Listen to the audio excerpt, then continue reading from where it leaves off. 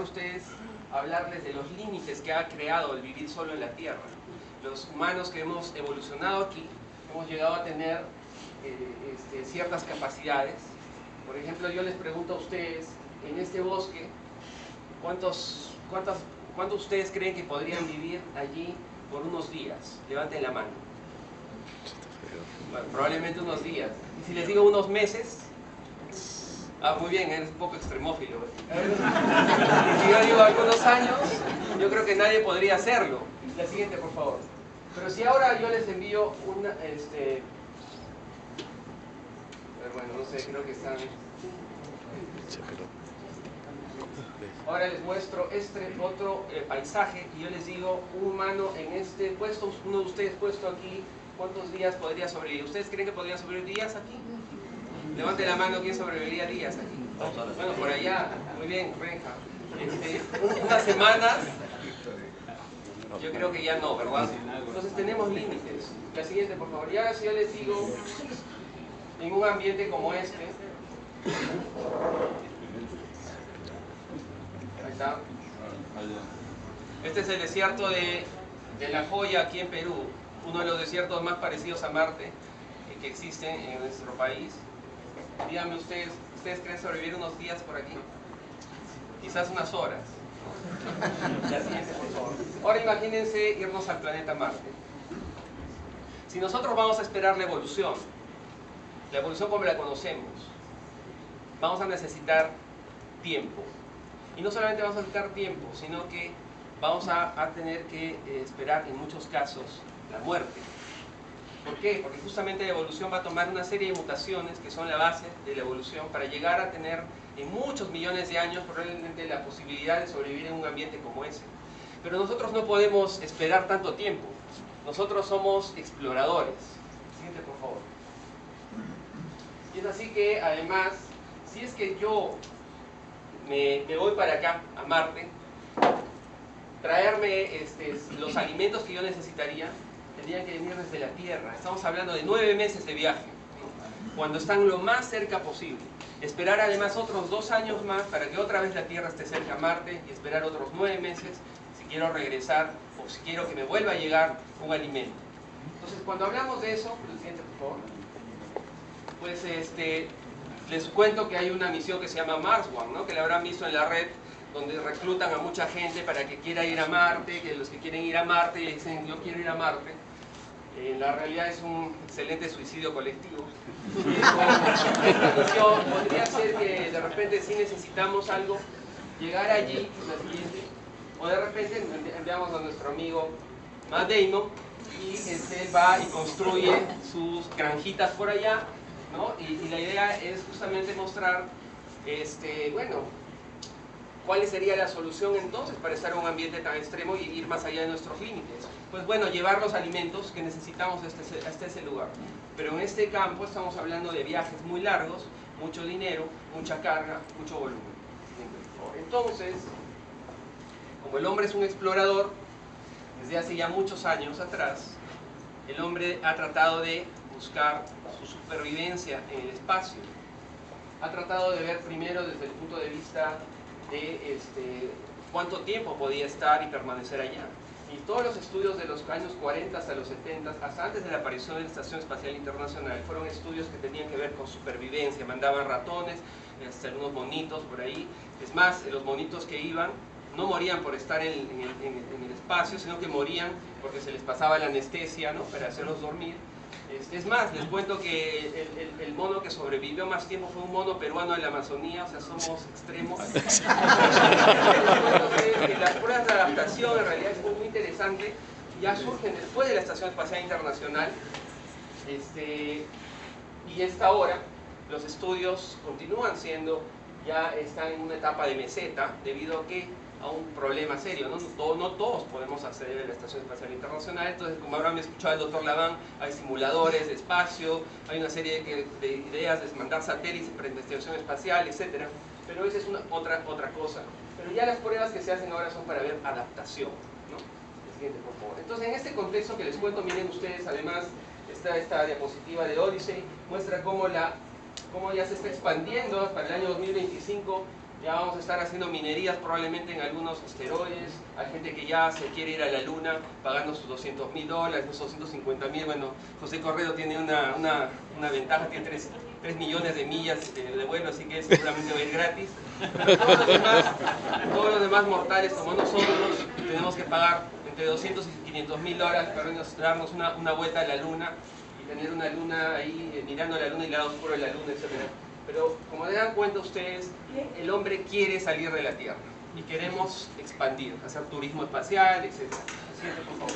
Pero entonces, la necesidad de tener justamente un proceso adaptativo antes que la evolución es como les digo, ahora una necesidad, ¿no? Es prioritaria. ¿Por qué? Porque en el espacio se han visto que hay muchísimos cambios, ¿no? Los huesos de las personas que están allá, los astronautas regresan con osteoporosis, hay atrofia muscular, el corazón, ¿no? La pared del sistema cardiovascular tiene problemas serios, hay gente que ha muerto ingresando nuevamente a nuestra atmósfera por un paro en diástole, es decir, un paro cardíaco, hay problemas incluso psiquiátricos, ¿no? Por cuestiones de aislamiento, etcétera, que no se habían detectado antes de que vayas. Hay una serie de problemas, y además no solamente problemas médicos, sino también problemas tisulares, y mucho más allá en problemas genéticos, como el doctor lo había mostrado, genes que se cambian y cambian la expresión. Entonces, esta necesidad, ¿no? Tenemos que ver cómo podemos sustituirla. La siguiente, por favor. Y es así que hasta ahora lo que la gente quiere hacer en el espacio y en la investigación espacial es construir ambientes para nosotros, para que nosotros estemos cómodos, ¿no? Ser ambientes habitables cómodos.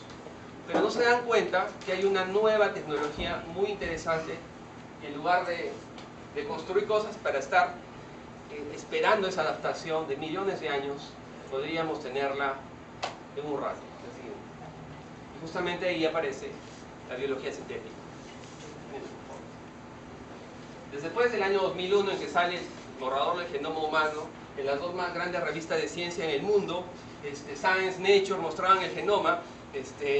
Dios estaba enojado con los hackers, habían encontrado el genoma, la respuesta, como decían todos, a qué era la vida desde el punto de vista molecular. Grave error, porque después se dieron cuenta que hay una serie de procesos diferentes, pero en ese momento, ¿no? El momento de las cacerías de los genes, genes para esto, para alcoholismo, genes para obesidad, genes para todo, hasta, ¿no? Esa era la época de búsqueda y la cacería del gen.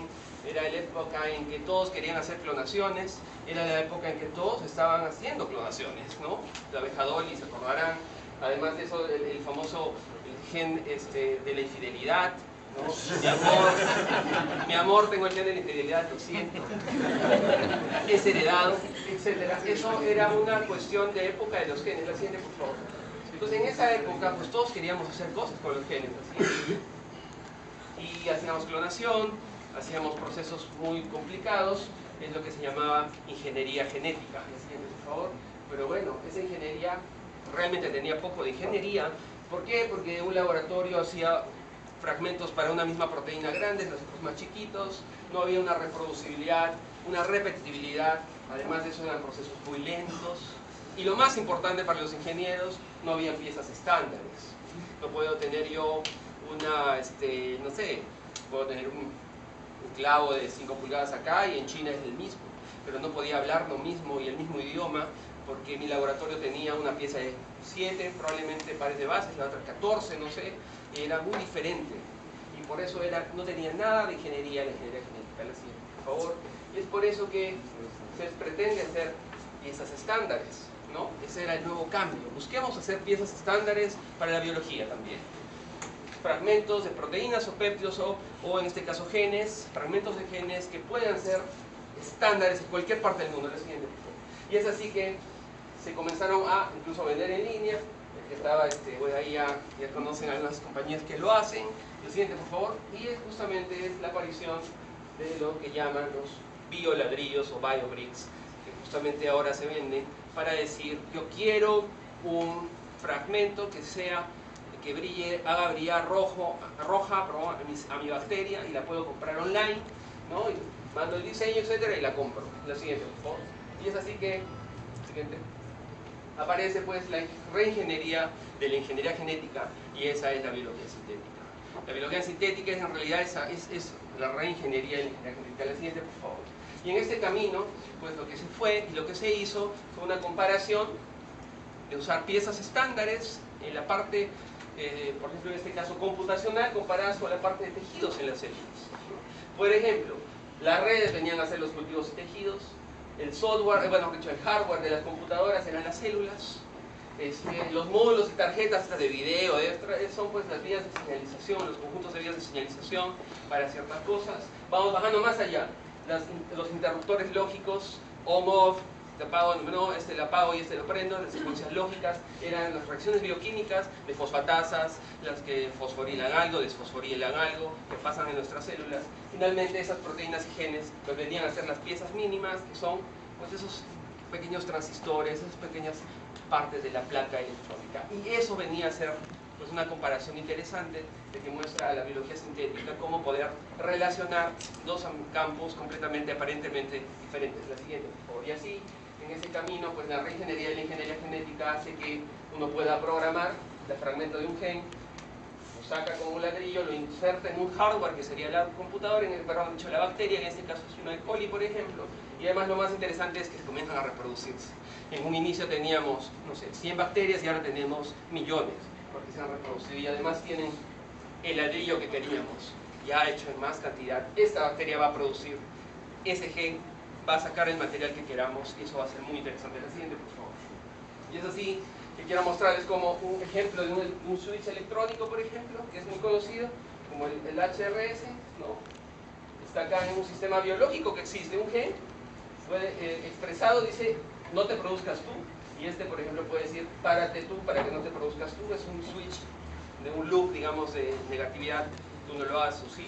Y ahora podemos mezclar esos dos sistemas en un sistema biológico sintético, en el que podemos usar factores físicos o químicos que puedan justamente detener la expresión genética de una manera muy sensible y muy fiel. Eso es lo que hace la biología sintética. La siguiente, por favor. Y es así que pues esto va a tener una bacteria que va a tener diferentes bioladrillos, puede generar diferentes tipos de combustibles, fármacos, en medicina, en alimentación, etc. Por favor. Sí, hay un boom de la industria sintética, hay un boom en los Estados Unidos, hay una serie de compañías que están comenzando a pensar eso, a decir, oye, podemos producir materiales que no existían y podemos utilizar al sistema biológico como el que va a fabricar las proteínas, etcétera, los nuevos materiales. Y la industria sintética ha revolucionado. La siguiente, por favor. Y es así que en la exploración espacial no es una diferencia. La siguiente. En la exploración espacial ahora hablamos pues, de la astrobiología sintética, porque esas tres preguntas que teníamos, estamos solos, hacia dónde vamos y de dónde venimos, podían ser rápidamente respondidas. Nosotros podemos simular orígenes con estas piezas, haciendo células mínimas, por ejemplo, o diseñando organismos resistentes a otros ambientes extremos, incluso Marte, que puedan sobrevivir allí. Y a veces de eso, extrapolar las formas de vida y pensar en otras formas que podrían existir en otros lados, utilizando biología sintética. La siguiente, por favor. Y es así que, para entender los límites de la vida, hay unas bacterias como Deinococcus radiodunas que resiste radiación muy alta, incluso vive en reactores nucleares. Esa bacteria puede darnos a nosotros la genética de poder nosotros mismos estar parados en Marte con alta radiación y tener los genes que nos puedan proteger de ello, ¿no? Esa modificación genética tendría que tener millones de años de repente para una evolución continua, pero con biología sintética podría hacerse quizás en muy poco tiempo. La siguiente, por favor. Y así entender las probabilidades de formas de vida también extraterrestres, ¿no? Entender qué genes podrían tener esos organismos que podrían estar en un lugar que nosotros nunca pensamos que podía tener o albergar vida. La siguiente. Y así es que estos son los desafíos actualmente que NASA tiene en cuestiones de oportunidad, en realidad, para biología sintética en el espacio. Empezamos con el uso y extracción de recursos, ¿no? Desde minería, incluso volátiles, incluso desechos que puedan estar en un planeta, utilizarlos en producir nuevos materiales, como estas bacterias, o aquellas que pueden dar, incluso bacterias que puedan agarrar el CO2 de Marte y transformarlo en otro gas, o transformar en algo que podría ser importante para esos astronautas. El hecho de la medicina espacial, nuevos fármacos. Imagínense ustedes enviar cada vez un paracetamol porque le duele la cabeza al astronauta y no tiene, y se le acabó el almacén, esperar 2 años para que le llegue el nuevo paquete de paracetamol, ¿no? Pero si tenemos a las bacterias allí produciendo nuevos fármacos, ¿por qué no? O el hecho de justamente ya hablar de lo cibernético, una mezcla entre la biología y lo electrónico, que pueda solucionar una serie de problemas. Y otro, la terraformación. Un planeta como Marte podría ser terraformado. Y hay incluso ya procesos y preguntas éticas acerca de la terraformación, de formar y transformar el planeta Marte en un planeta Tierra bajo sus siguientes variables. Y así es que es el potencial de la biología sintética en el espacio. Esta es una lámina de NASA donde muestra justamente lo que podría hacerse, ¿no? Estamos hablando miren, acá están transmitiendo las secuencias del gen, los nucleótidos, y ese sistema está sintetizando la respuesta, lo que le envían desde la Tierra. Además produce nuevos materiales, por el otro lado están tratando la basura, están produciendo nueva comida, están produciendo nuevos materiales resistentes probablemente a radiación, e incluso materiales que van a ser como las paredes de las nuevas casitas allá. Y eso hace la biología sintética, la siguiente. Y es así un ejemplo claro. Miren cómo para hacer, por ejemplo, para hacer esta parte de impresión 3D en el método actual, en el método biológico, la masa que necesitaría ser transportada para hacer la impresión, la materia prima, miren cómo baja el costo de 7.13 a 1 cuando se utiliza un material biológico que produzca en un bioreactor la materia prima necesaria. Y en el otro caso, lo que les comentaba, necesitaban enviar toda una nave espacial llevando nuevas medicinas. Y en 105 a 1 el tiempo de entrega, ¿no?, para que un bioreactor pueda producir un nuevo fármaco que pueda servir para, para solucionar el problema de salud, por ejemplo. La siguiente. Y así, actualmente estoy en el proyecto de llevar la papa peruana a Marte, en ese proyecto que parece tan loco, parece copiado de la película, pero no lo es. Manera ellos nos copiaron.